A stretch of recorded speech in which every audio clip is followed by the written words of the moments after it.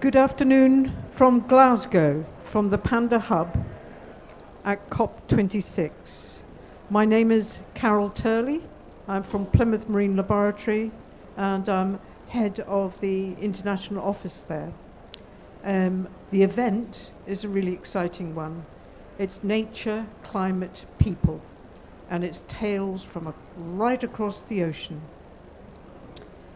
Now, Plymouth Marine Laboratory joined up with the WWF Arctic Program to showcase the nature, climate, people nexus and how tales from international and cross-sector ocean partners underline the importance of the ocean and its biodiversity to societies across the world, and the urgency and ambition required to limit warming to 1.5 degrees centigrade, enhance NDCs to help achieve net zero with no overshoot, and make ocean ecosystems part of the solution. Panelists, who I'll introduce you to shortly, will summarize the findings of the IPCC, latest reports on that, and the IPBES assessments, so climate and biodiversity coming together.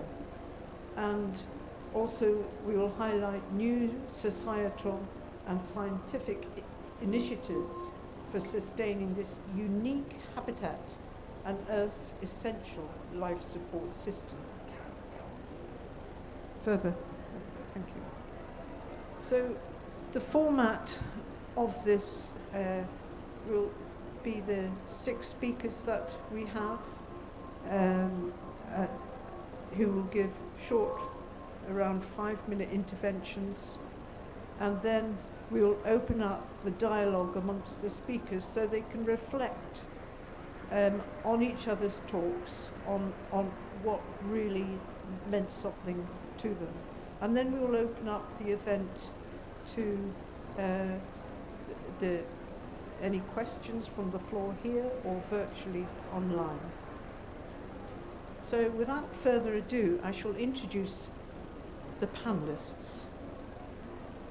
We have Sir Robert or Bob Watson. He's the former chair of IPBES, formerly really involved in IPCC and a chief scientific officer for UK government as well. And he is now lead author of a new report by the United Nations, Making Peace with Nature. So this is really very, very important.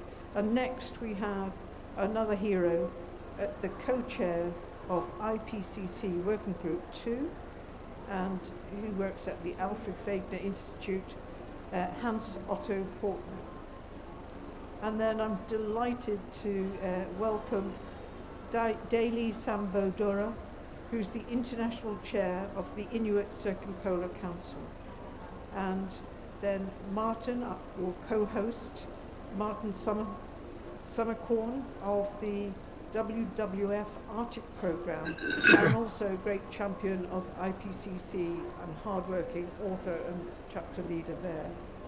And lastly, but not leastly, my own boss, who's the Director of Science at Plymouth Marine Laboratory, Steve Whittaker. So, many thanks, panelists, for joining this exciting side event. I would like to ask Bob Watson, who will be joining virtually, to give his address to this event. Over to you, Bob, and welcome. Thank you. My comments today are based primarily on the key findings of the recent UNEP report, Making Peace with Nature, which is actually based on the excellent work of IPCC, in particular Hans and his colleagues, and IPBES.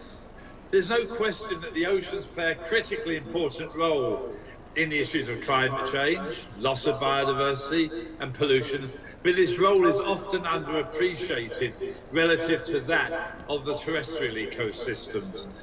The oceans moderate human-induced climate change by absorbing about 25% of global anthropogenic carbon dioxide emissions, but unfortunately this results in increasing acidification of the world's oceans. Human activities are threatening the oceans, their coasts and their ecosystems through overfishing, offshore infrastructure, shipping, climate change, ocean acidification, waste and nutrient runoff. These combine to affect 2/3 of the world's oceans. While international targets for the conservation, restoration, and sustainable use of the oceans and their marine resources have been agreed as part of the United Nations Sustainable Development Goals, these will not be met. The oceans are still in decline. 1/3 of wild marine fish stocks were over-harvested in 2015, a significant increase from the 10% in 1974. 60% of stocks are fished at maximum sustainable yield, and only 7% are underexploited. Many marine species have shifted their geographic ranges, seasonal activities, migration patterns, abundances, and species interactions in response to climate change, and this trend will inevitably continue. Fertilizers entering the coastal ecosystems through the rivers have produced more than 400 dead zones around the world, an area comparable to the United Kingdom or Ecuador. Marine plastics pollution has increased tenfold since 1980, constituting 60 to 80% of all marine debris. The risk of irreversible loss of marine and coastal ecosystems increases with global warming. Arctic ecosystems and tropical coral reefs are thought to be close to collapse due to large-scale climate regime changes. Climate change is increasing the chances of Arctic Ocean being ice-free in summer, further disrupting ocean circulation and Arctic ecosystems. Warm water coral reefs are particularly vulnerable to climate change. Half of all warm water corals have already been lost and are projected to decline to only 10 to 30% of their former cover with a 1.5 degrees Celsius warming, and to less than 1% due to a 2 degree Celsius warming. Warming is also projected to decrease the biomass of marine animal communities and their productivity. Depending on the amount of sea level rise, 20 to 90% of current coastal wetlands may be lost by the end of the century.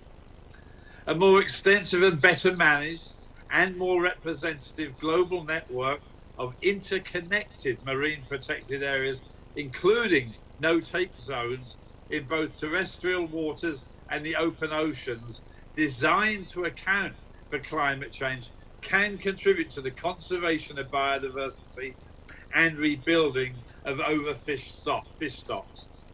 Such a network is needed to include key marine biodiversity currently not protected, and many marine protected areas are currently too small or too isolated to be effective in the long term. Given that climate change is shifting the geographic range of marine species poleward, some protected areas have weak management and governance and need increased investment for surveillance, law enforcement, and restoration. A number of governments and NGOs are promoting the protection of 30% of the oceans by 2030, a step in the right direction. Measures to protect biodiversity from the impacts of trade and corporate supply chains are very important to slow down and reverse biodiversity loss. This includes removal of explicit or implicit harmful fisheries subsidies. We need production standards, moratorium agreements, consumer pressure, product traceability, and certification. Maintaining aquatic food production requires fisheries reform, integrated spatial planning, conservation, climate mitigation, and reduced pollution. All of these are key to restoring marine life. Sustainable fish quotas are essential to reform fisheries, end overfishing, and restore marine biodiversity. Achieving the Paris Agreement aspiration of holding global warming to 1.5 degrees Celsius would limit the warming of the oceans as well as harmful ocean acidification. Protecting marine life also means countering ocean contamination from chemicals, plastic, sewage and waste. Also sediment resulting from land degradation. Integrated spatial planning, covering multiple uses of marine resources, can help advance the sustainable development in the oceans and coastal ecosystems. In summary, the oceans and coastal areas are threatened by multiple threats, but with political will and actions taken now by governments and the private sector, they can be saved. Thank you. Thank you, Bob. That was such a run through of why we really need to care more for the oceans and their biodiversity, and also some real good ideas of how we can do that. So we hope to pick that up in the discussion later. So next I'd like to welcome my, I won't say old friend, but he's been a friend for a long time, Hans Otto Portner. Hans, that penguin behind you is a little bit worrying. It hasn't moved for a while. So, Hans, the floor is yours. Thank you.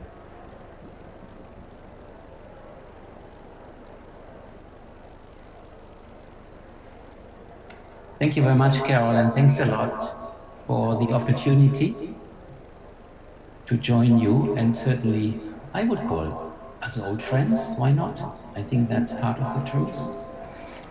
So thanks a lot for the invitation. But now I would like to add to the nice summary that Bob has just given us. And the thoughts I wish to share are based on personal observations as IPCC co-chair, where with respect to climate, we go across all systems and regions of the planet, including the ocean. And the ocean certainly always have a special attention.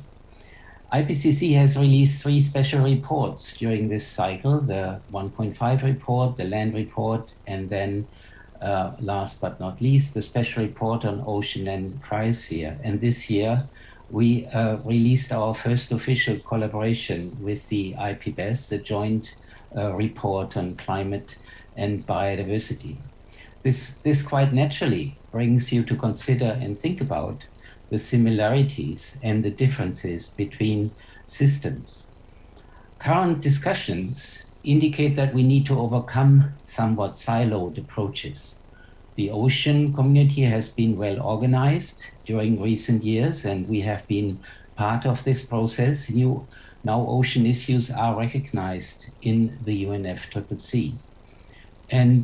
But we should certainly also emphasize the connections to the other systems. A systemic view is needed that integrates ocean aspects.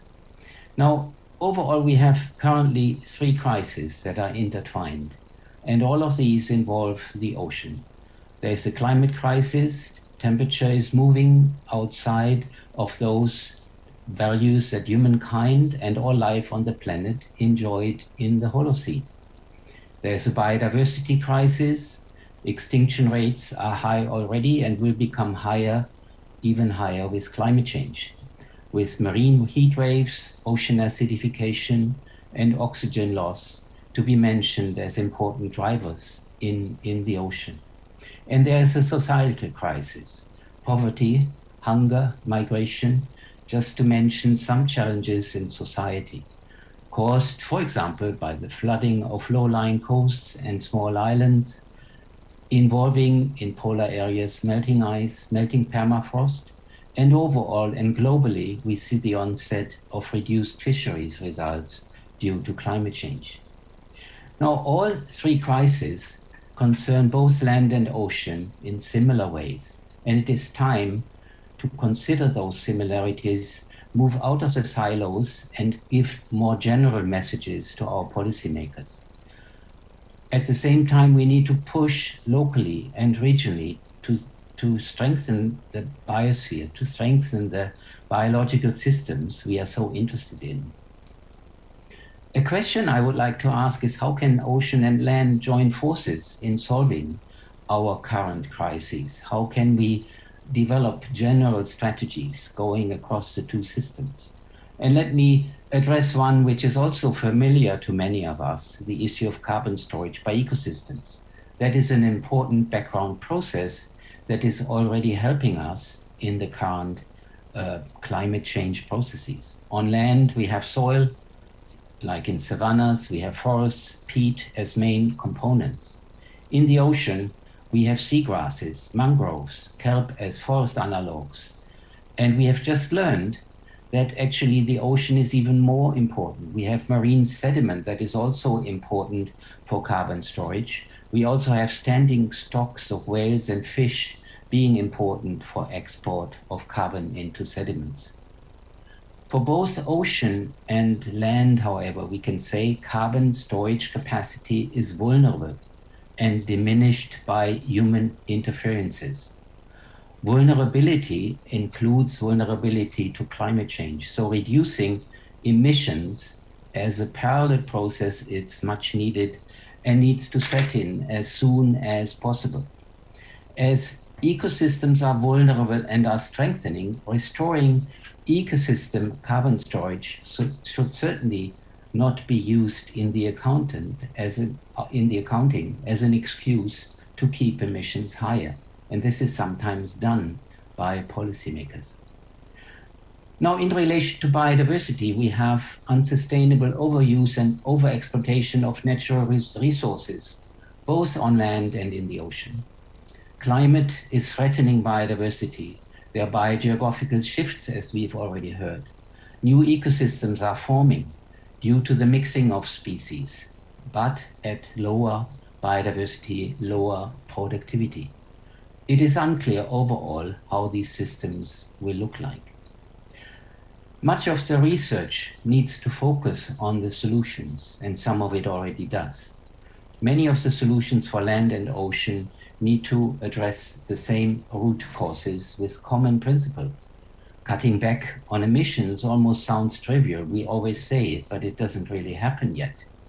Setting aside protected areas that are interconnected and allow species to follow their preferences and the moving temperatures is also much needed.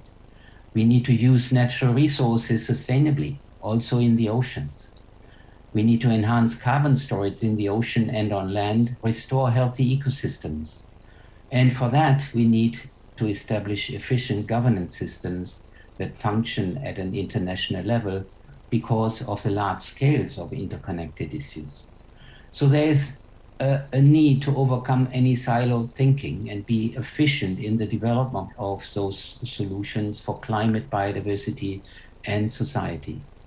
These issues need to be solved together, but we must say the 1.5 report said that already, that reaching the same sustainability goals depends so much on cutting emissions, and it is clearly needed to keep 1.5 degrees warming within reach. Thank you so much. Thank you very much, Hans. A sobering talk. I think the science is quite clear now that we know what the world will be like in the future if we don't keep to 1.5, and it's not one that's very attractive for this generation or the next generation or for generations to come. So, and I really like the way you came up with some solutions as well. And this whole aspect of the people, the impact on the people now is really important. And so I'd like to introduce our next speaker, Dali Sambo. Dali, if you want to take over now, that would be great. Thank you. Thank you very much. I appreciate the opportunity to share some remarks. I've got PowerPoint slides, and they're primarily to ensure that those of you in the audience capture some of the quotes that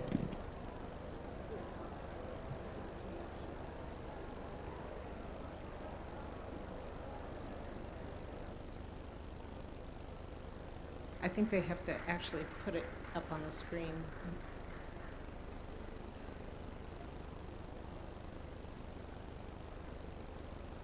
Moment by moment.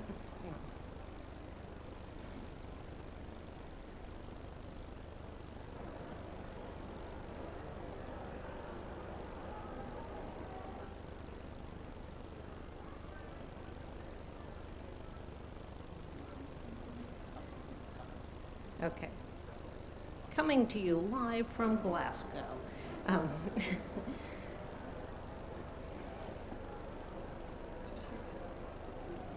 Okay.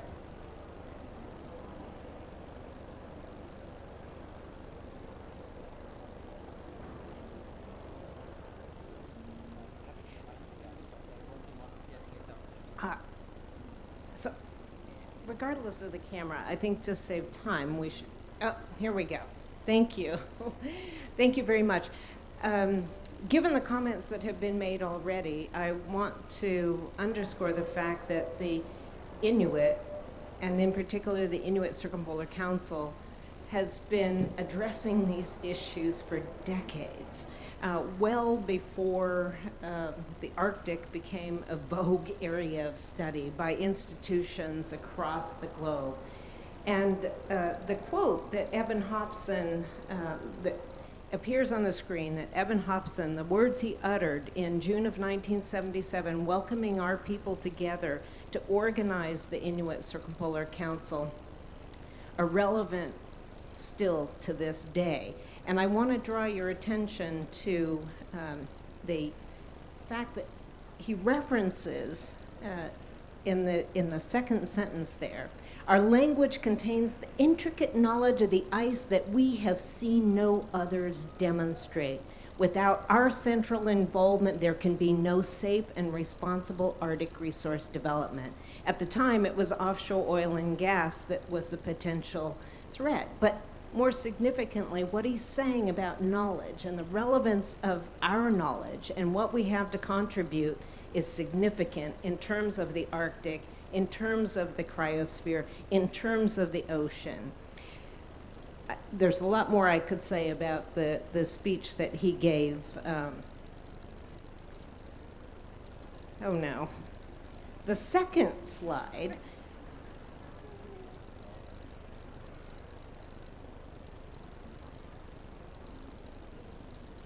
the second remark is by an Inuk, late Charles Etuk Edwardson. And this was in the context of the rest of the world community standing up in opposition to our practice of bowhead whaling. And what's important about this quote by Etuk, who was an extraordinarily powerful individual, the main point being that we see ourselves as a species among many other species within the Arctic ecosystem, within our homelands. And slides are now, it's taking on a life of its own.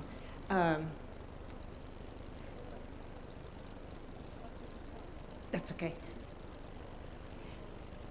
So his feeling at that time was in response to this pressure that we were facing.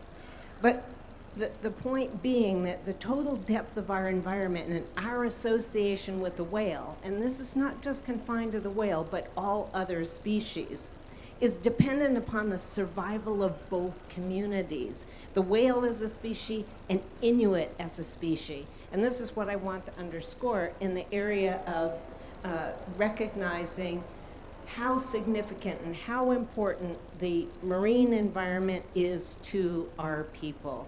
The majority of our communities are coastal communities. We rely upon the marine environment. And protection of this Arctic environment, including the oceans, is one of the key priorities of our organization. And it will take the recognition of our rights to the marine environment in some areas, and I've heard the discussion already about marine protected areas, but think about that in the context of Inuit who rely upon the marine environment. You have to be very, very mindful and cognizant of the rights and the responsibilities that we have to this region. We have sought since 1977 the coordination and the coherence of priorities, policies, and principles. In our earliest days, we prepared probably the first set of Arctic policy principles on Earth. I mean, if you think about now, all the littoral states in the Arctic region, as well as states far from the Arctic, like Singapore and many others, India, all preparing Arctic policies. And the main thrust of it was the need for coordination, the need for coherence, but even more significantly, understanding our place in informing, based upon our indigenous knowledge, any further Arctic policy or development in the Arctic region. We continue with the vitality of our hunting, fishing, harvesting activities across Inuit Nunat, our homelands. Presently, this organization is engaged in a host of different international debates and dialogue, intergovernmental organization debates and dialogue, including the Biodiversity Beyond National Jurisdiction, the IMO Polar Code, and a host of other international fora where the Arctic marine environment is under discussion in order to bring our knowledge and our influence into the picture. I'm not going to go through this slide. This is a long list of impacts of climate change in our region, the impacts that we have seen primarily by our own hunters and harvesters that are out there and on the land and on the sea ice in terms of the actual impacts of climate change throughout Inuit Nunat. I won't go into the details of this slide either, but it's already been mentioned. Vessel traffic, the increased vessel traffic, the impacts of Arctic shipping will have their own set of threats for our communities. And so our voices and our input in this realm are necessary as well. I won't go into this. Obviously, the need for protection of biodiversity is significant, but more importantly, the reference here is indigenous knowledge and the knowledge that we have to offer the world community, as well as the fact that we should be active participants in the co-production of knowledge. I'm gonna skip over the significance of the UN Declaration on the Rights of Indigenous Peoples, which, if you haven't read it yet, it's a comprehensive instrument that addresses our rights, and the specific point concerning our right to directly participate in the matters that affect us, which if you think about the Arctic region and the two systems that was addressed by a previous speaker, we recognize it as one system, which is interrelated, interdependent, and indivisible. So there is one system. This holistic view and approach needs to be taken into account through an indigenous lens, as well as what others, including scientists, especially those engaged with the Intergovernmental Panel on Climate Change, can offer as well. And I've gone way over time, but thank you for the opportunity to share these quick remarks. Thank you very much, Daly. My take-home message from that, which I absolutely love, is that the human species is just one species among many, many species, and many of us forget that. So thank you for reminding us all of that really important thing. Martin, welcome. And I believe you're going to kind of look to the future and kind of what could be done more. So please continue with your intervention. Thank you, Carol. And also thank you to the previous speakers. And I'm really looking forward to picking up on what Dali brought to us in her last speech here. in my little presentation here, I want to span a bridge from the knowledge to the UNFCCC and the action that we can take here and from here on at the COP. But let me start by saying that when I was coordinating lead author for the Polar Regions chapter of IPCC SROC, we tried, under the rules of the IPCC, to actually engage indigenous knowledge in our chapter, which was, I think, a first to do it systematically. We also have a box in chapter 1 on co-production of knowledge, which I think is an essential step forward. So I'm really looking forward to discussing that. But today, I want to start where actually SROC has left it off, with some of the last statements that you see here in front of you. Enabling climate resilience and sustainable development depends critically on urgent and ambitious emissions reductions, coupled with coordinated, sustained, and increasingly ambitious adaptation actions.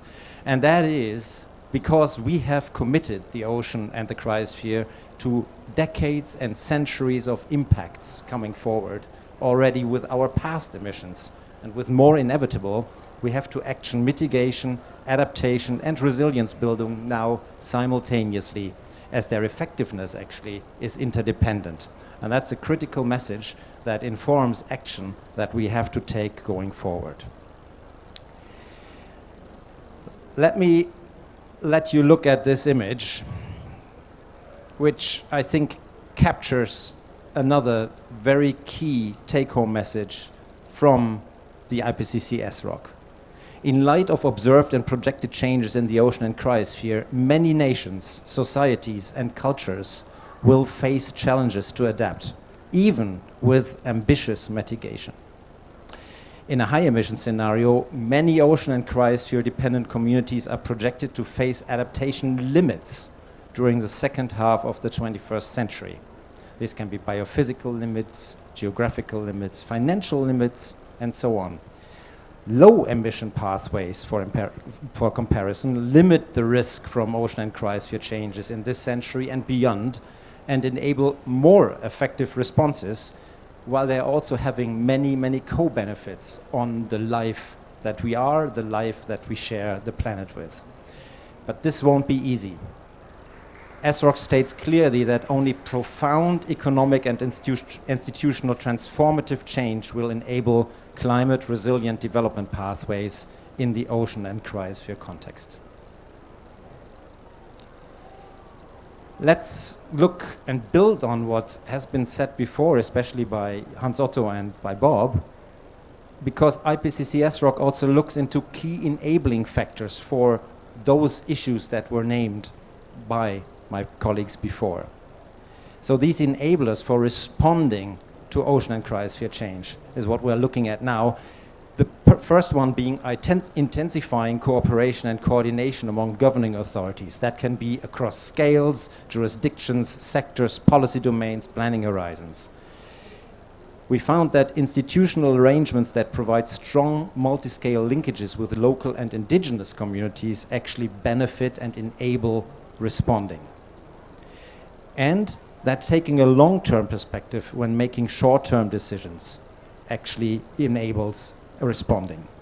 It's more about how we can actually reduce immediate risks, but having in mind long-term planning that builds resilience. And it is really key that we have to invest in people and institutional support. And for that, finance is key. And it's a prerequisite for that to happen, something that we also debate here at the UNFCCC. So ambition and urgency on this agenda that you see in front of you is paramount, because you cannot protect the ocean without solving climate change, and you can't solve climate change without protecting the ocean. I'm landing on a quote from the Secretary John Kerry here. For too long has the ocean really been largely absent from the global discussion on climate change, and that is changing at the moment, but we have no time to lose. The world is waking up to the ocean's critical role in mitigation, adaptation, and resilience building. And that spans from the livelihoods to the carbon sequestered in blue carbon habitats that we find along our coasts. There are myriads of solutions that reside in the ocean, such as keeping our climate in balance, feed a growing population, support development and livelihoods, but they are fragile to the very impacts of climate change. So again, addressing the combined crisis requires integrated ocean and climate approaches. Mandated in the COP25 decision, actually the only thing that really stuck in that COP25 from delivering SROC was the Substar Ocean and Climate Change Dialogue, which was to consider how to strengthen adaptation and mitigation action in that context. So it confirmed, among other items, that the ocean is a fundamental part of the climate system and the global response to climate change, that the ocean provides multiple untapped and powerful opportunities to mitigate and adapt to climate change, that protecting and restoring nature is fundamental for resilience building, and that action requires the participation of all voices. But also here, the dialogue identified options and opportunities for strengthening actions in 4 contexts. One, under the UNFCCC, and you can read some of this stuff yourself, but it's really very prominently about strengthening ocean consideration in processes and actions that recognize the ocean dialogue as a first step and support national actions, including ambitious NDCs. There are also actions across the United Nations, and also the need to actionate at the local level. For example, develop and strengthen national to local leadership and integrated policies for ocean and climate action, and to increase climate ambition inclusive of the ocean, including in NDCs and national adaptation plans. These are the options and opportunities that the dialogue suggests to go forward. And last but not least, I want to bring it all the way to my other hat, to WWF. WWF, in concert with a wide range of parties and other organizations, proposed that here at COP26, it would be really beneficial for parties to call for recurring dialogues on the ocean climate nexus, to create a formal and regular forum for countries and relevant stakeholders to exchange on lessons learned, challenges faced, and opportunities to strengthen mitigation and adaptation as part of the COP26 decision. Additionally, countries could request the relevant constituted bodies of the UNFCCC to incorporate and increase action on ocean-related issues under their respective mandates. There are things that can be done now. We know enough to start this. And so we are also calling to 2 more points. Sorry, I buried my notes. One is on finance, that at least half of the climate finance should be invested in adaptation, and developed countries must immediately meet the 100 billion per year climate finance commitment, also thinking and in delivering to the ocean. Last, that we are actually actionating community-led nature-based solutions. Actions must be taken now to strengthen the mitigation, adaptation, and resilience building, and do that as we are well aware by and through dependent communities, empowering them to use nature-based solutions and action that deliver net zero outcomes. So in closing, I want to mention that according to an analysis that was released actually today, many countries have embarked on this nature-based solutions by people road already. Out of 118 countries that have submitted their NDCs, 71 have included coastal and marine nature-based solutions in their NDCs. And with that, I'll leave it for now. Thank you. Thank you. Thank you very much, Martin. Splendid. And it was very interesting to see how many countries are actually putting forward nature-based solutions. And what I like about them is that they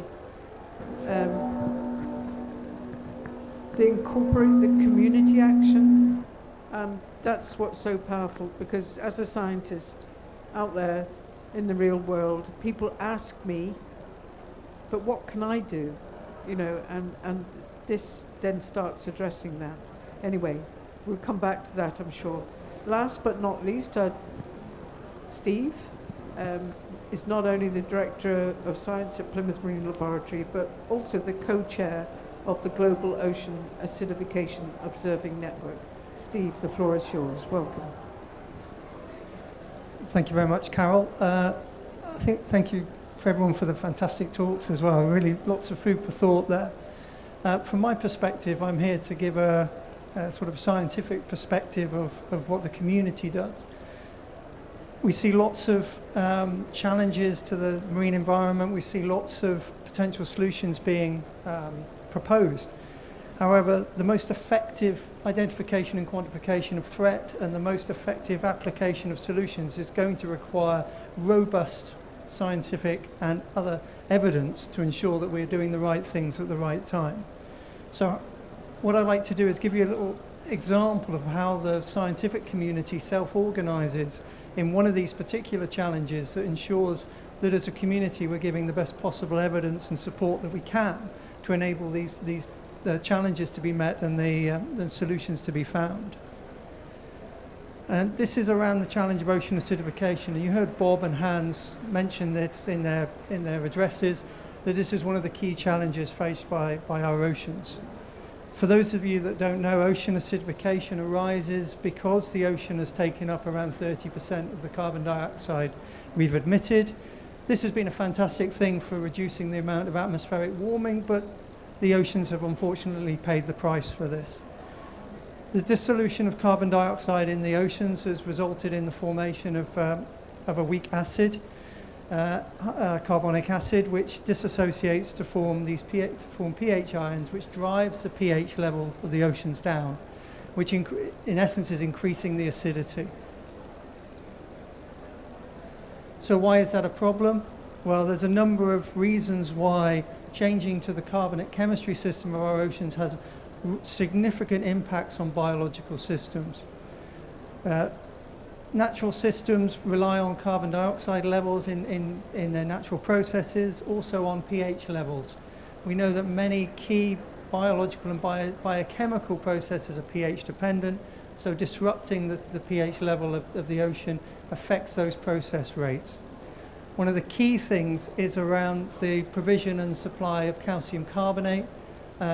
It means that with increased ocean acidification, those organisms relying on calcium carbonate shells, corals, mollusks, crustacea, find it much more difficult to create those structures, the shells and the coral reefs. And therefore it reduces their ability to survive and persist in an acidifying ocean. Projections of ocean acidification into the future illustrate that not only are these impacts going to be global, they're also going to be focused in geographical hotspots. Largely these areas we can see illustrated in white on the globe there. Areas such as the Arctic, we've heard a lot about the Arctic already, facing huge threats in terms of warming and loss of sea ice. They're also going to be the areas that are at the forefront of ocean acidification. Upwelling systems off the west coast of South America and the west coast of Africa, where cold water wells up and is highly productive, and lots of coastal communities rely on these highly productive systems for sustenance and supply of marine protein. They are going to be heavily impacted by ocean acidification. So how does the science community get itself together to create the information and the evidence that is required to address what is effectively a global problem? In 2012, the Global Ocean Acidification Observing Network, or GOAN, formed when a number of scientists interested in ocean acidification got together, realizing that we needed to address this at a global scale. 9 years on, in 2020, this network now consists of over 800 scientists from over 100 different nations, all striving to understand the issues of ocean acidification, to monitor them and understand the biological effects. There are 3 high-level goals to GOAN. Firstly is to quantify the rate at which ocean acidification is happening understanding the geographical variability that is happening in coastal and open ocean environments. The second goal is to understand the biological consequences of that change, not only for ecosystems, but for the human communities that rely on those ecosystems as well. And the third one is to underpin the future projections and modeling that allows us to make sensible predictions of where those impacts are going to occur and how bad those impacts are going to be. But also how we're going to address the the solutions. It's also important that we organise ourselves regionally, and there are 8 regional hubs in Goan, focusing on regional solutions and regional activities in key ocean basins. I'd also like to introduce you to the UN Ocean Decade for the UN Decade for Ocean Science for Sustainability. As part of that, Goan has produced the OARS Program. This is a decadal roadmap for ocean acidification research. The ocean acidification community has identified 7 key OARS outcomes, which are listed here. I won't go through them. But this sets out what the ocean acidification research community wants to achieve in what is hopefully going to be a transformational decade for ocean science. There is an OARS website, and you can look at the details of this online. But the ocean science community can't deliver this on our own. We do need support. We need support from key stakeholders, key national representative bodies and governments. We need to ensure that there is long-term support for the monitoring, observing activities that we need. Ocean acidification is not a 1-year, 2-year phenomenon. It's something that's happening over decades, and we need the sustained support for that. We need to invest in future R&D that would increase the ability to observe. So not just marine scientists making these observations, but the stakeholders themselves who are witnessing the impacts can also observe the changes themselves. That involves investment in capacity building and training to broaden the base of who can make these observations and who can understand the changes. We need to make the data available to all the people that are requiring to use it, not just keep it within the scientific community, but create the evidence to support those people trying to implement the solutions on the ground. And this comes back to effective use of data and knowledge to underpin the policy decisions. There's no point having these data if the decisions aren't based on the effective, robust understanding. Thank you. Thank you very much, Steve. What I really like about that is how the science and the scientists are reaching out to empower the people that matter, the people on the front line. I think that's really great. This is the time in the session we ask the panelists to reflect on their each other's talks. So I'd like to bring in the virtual speakers. And just Bob first, if you could give your thoughts on what you've heard.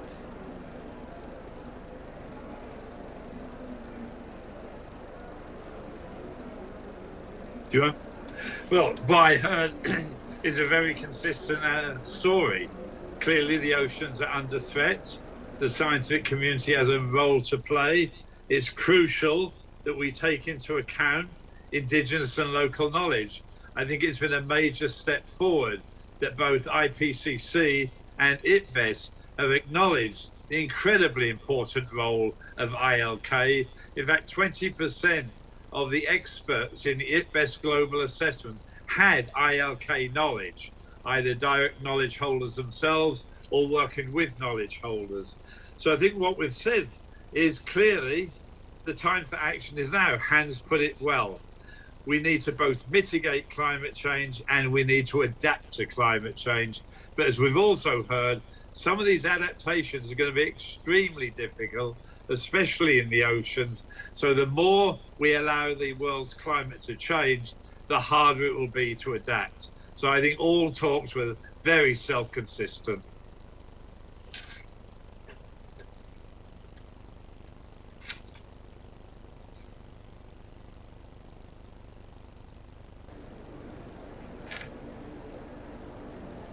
Thank you, Bob. I really like your reflections on that, and essentially everyone's saying the same, whether you're a scientist or the co-chair of IPCC or whatever. It's or representative of people. Hans, do you have a reflection you could share with us? Yeah, thanks a lot. And I like how the speakers looked at these issues from different angles. And let me start with the observations that Steve made on how ocean acidification research has evolved and found its way to connect to stakeholders and reach out into policy. And this is a success story that is not too long ago. We were thinking about CO2 disposal in the ocean, which has actually started this research when we all recognize that it's happening anyway.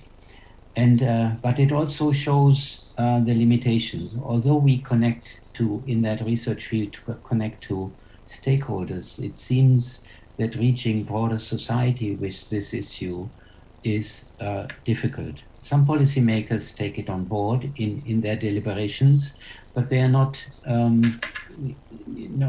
that doesn't lead to implementation in terms of reducing the degree of ocean acidification. Which brings me to a point which also touches, I think, upon what we heard about the indigenous people in the Arctic and also the governance systems. We have so much knowledge accumulated, and it's all in the special report, but we have limited action. And the question really is, what is the missing link? I think the missing link is bringing the emotions into the game, to mobilize society, to tell them where we stand and where the future is leading us. So we have a deficit in education systems to take the wide knowledge on board in the sciences, and to really bring this to the different generations and their needs. Thank you. Thank you, Hans. A deficit in education. Very interesting. Daly, what are your reflections? Thank you. So apologies for a bit of a disjointed presentation earlier, but in terms of the previous remarks and the subsequent remarks, I think that the education is definitely a key, but I want to provide an example of something that we did within the Facilitative Working Group, which is the newest constituted body under the UNFCCC related to education. And one of the comments made was that we need to increase our capacity for social learning. And the example I want to provide is Activity 4 that myself, and with the assistance of Joanna McDonald at the ICC office in Canada, prepared, was a series of webinars that were aimed at increasing the capacity of state party members to understand the significance of Indigenous knowledge. Too often as Indigenous peoples, the idea is that, oh, Indigenous peoples need capacity training, when in fact, when it comes to Indigenous knowledge, we're the experts at Indigenous knowledge, right?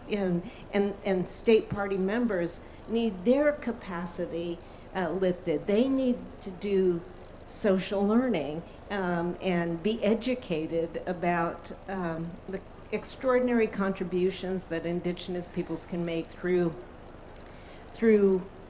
co-production of knowledge, but only if it is done in a way that is cognizant of and respectful of how Indigenous knowledge holders want to share and use their knowledge, right? So in this regard, and I'm pleased to point to Victoria Bushman in the audience as a major contributor to a project that the ICC initiated on the ethical and equitable engagement of Indigenous knowledge. And so the the core of this is really our right to own and maintain and control our knowledge, and how we want to advance it in a way that will result in genuine co-production of knowledge between indigenous knowledge holders and Western science, again, with the objective of making decisions based upon the best available knowledge that there is. And so we've been grateful that we've carved a space within IPCC to share what we can. I think this needs to be broadened. I think we need to cast the net much farther and much wider in terms of knowledge. So that's a great challenge to consider in the future. Absolutely, absolutely. I'm afraid we're getting near wrap-up time, so sorry to interrupt. Martin, some of your reflections, please. Yeah, and I keep it short, seeing you are pointing at me there. Yeah. I think what speaks from all that, from the knowledge that is in this room and beyond, is, you know, we are in this kind of all hands on deck situation. However, the way I see it is actually the hands are on deck. They're just not enabled to do what they're supposed to do, what they know they should be doing.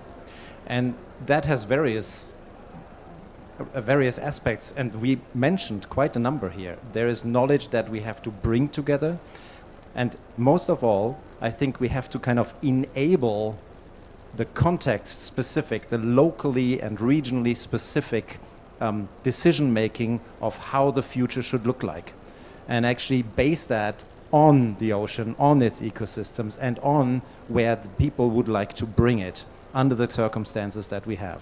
If we empowered that, and then we actually get to the very point of transformational governance, participating with knowledge, with energy, with agency, so that we actually can fulfill our inherent stewardship recognition that we have for this planet. And that needs to be enabled. I think we are actually getting close to having everybody on deck. It's just that we need to actually make the system work so that we can make best use of that. Great. Steve, your thoughts? Yeah, I'm going to finish with a specific example of something that gives me hope for the future. In Plymouth, the city I come from and the city I work in, there is a local trust of primary schools, so ages 5 to 11 years old. And they've taken it upon themselves now, with help from some of the marine research organisations based in Plymouth, to create an ocean curriculum for that age group of children. So now they're trying to embed the concept of the ocean into all the things they teach, be it mathematics, be it history, be it geography. So instead of using terrestrial-based examples for adding up, they will add fish up, or they'll add jellyfish up. So the concept is that these children, whatever profession they go into in future life, they'll come from an idea that they love the ocean, they're familiar with the ocean, and it brings the emotion back into it's something that's in part of their childhood, it's part of their core, and it's something they want to protect for the future. Thank you, Steve. I think we've got time for one or two short questions from the floor. If you raise your hands, please. If you have a question.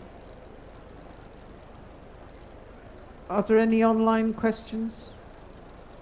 Okay, I have a final question since I've got a captive audience here. Apart from major reductions in ambition on CO2 reduction, which would help the ocean as well as land, as well as the cryosphere, what would be the one other thing you could do for the ocean as a positive outcome for the ocean at COP26? Quickly, Daly. I think, as I said earlier, coordination and coherence and alignment in terms of the governance systems that includes the voices of indigenous peoples, because there are many other indigenous peoples across the globe that are in coastal communities and rely on the ocean. Excellent, thank you. Martin. Yeah, I must mention finance. There's so much talk about it. I think it really will make a difference, and it will make the difference for that social learning that we are talking about here that needs to happen. Thank you. Steve? Build resilience. Take away the stresses you can control so that the ecosystems have a better chance to withstand the global changes that are coming their way. So take away the pressures that you can take away. And Hans? Well, for that, what Steve just said, set aside 30 to 50% of the ocean surface as protected areas that are connected to each other. That will help a good sustainable fisheries result and also building resilience in light of climate change. And Bob? Eliminate fisheries at subsidies and get fisheries reform. Okay, we've got lots of clear actions we can do. There's one that I would wish for, and you mentioned it, Martin, is that a mandated outcome of COP25 was an ocean dialogue. I am frightened that will not continue beyond this COP. So the oceans will fall out again. I would like the ocean to be more involved in all the UNFCCC procedures. I mean, after all, the ocean cuts across finance, resilience, adaptation, mitigation, energy, transport, everything.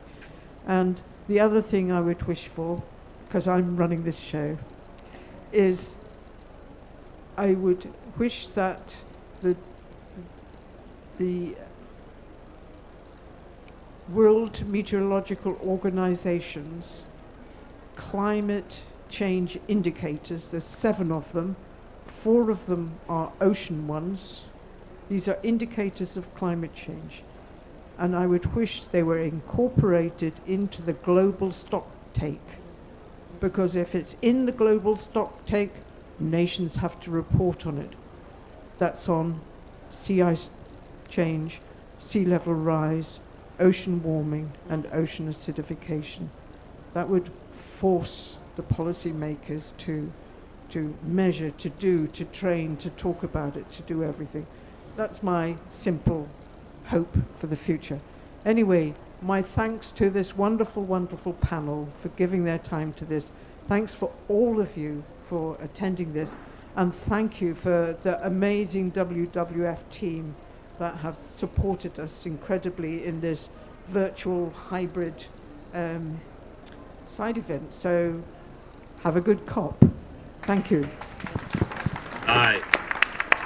Thank you. Bye-bye.